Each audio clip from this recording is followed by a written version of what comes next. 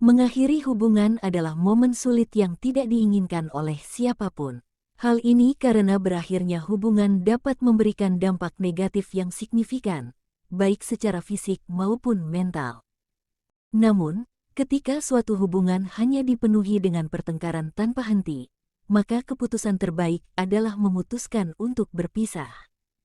Meskipun melepas itu sulit, namun itulah langkah terbaik yang perlu diambil. Setelahnya, tahap selanjutnya yang harus dijalani adalah mengalami proses move on ke babak baru. Terlebih jika kamu telah menghabiskan bertahun-tahun bersama pasangan, ingatlah bahwa kesulitan bukan berarti keputusan ini tidak mungkin dijalankan. Ada beragam cara untuk menjalani proses move on dengan lebih baik. Dalam perspektif psikologi, terdapat panduan-panduan yang dapat membantu dalam mengatasi dan melewati fase ini.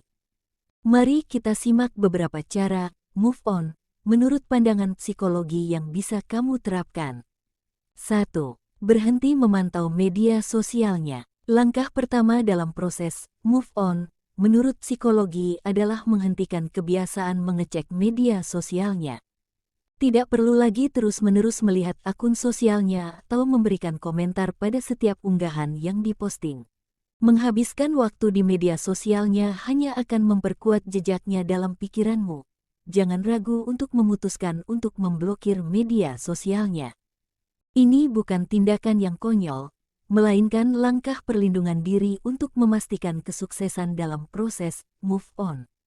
2. Terlibat dalam kegiatan yang disukai.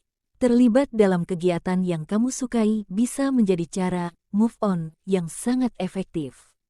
Dengan membuat dirimu sibuk, pikiranmu pun teralihkan, dan seiring waktu, kehadirannya tidak lagi mendominasi pikiranmu. Lebih dari itu, melalui kegiatan baru ini, kamu memiliki kesempatan untuk mengembangkan diri dan memperluas wawasanmu. 3. Singkirkan barang-barang kenangan. Mungkin dulu, di hari ulang tahunmu, dia pernah memberikanmu hadiah-hadiah kecil yang penuh kenangan. Pastinya, setiap benda itu menyimpan kisah tentangnya dan menyulut kesedihan saat diingat.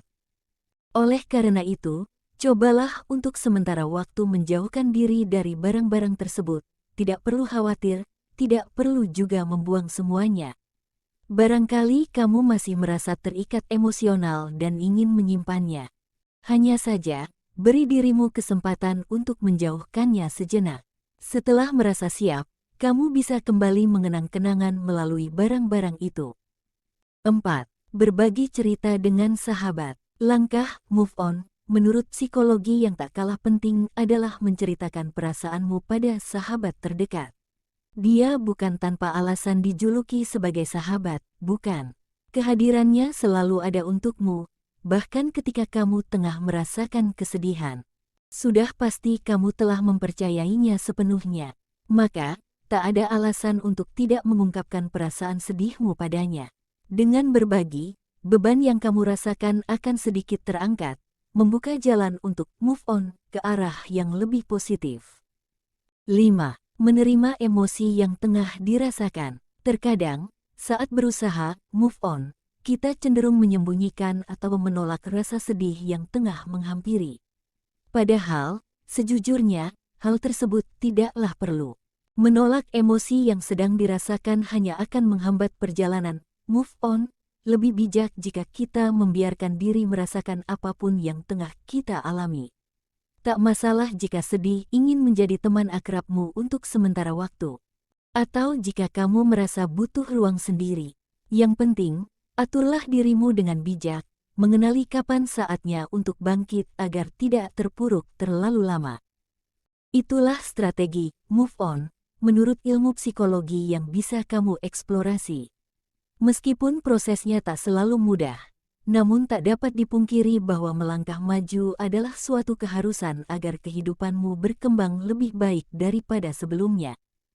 Terima kasih sudah menonton. Sampai jumpa di video berikutnya.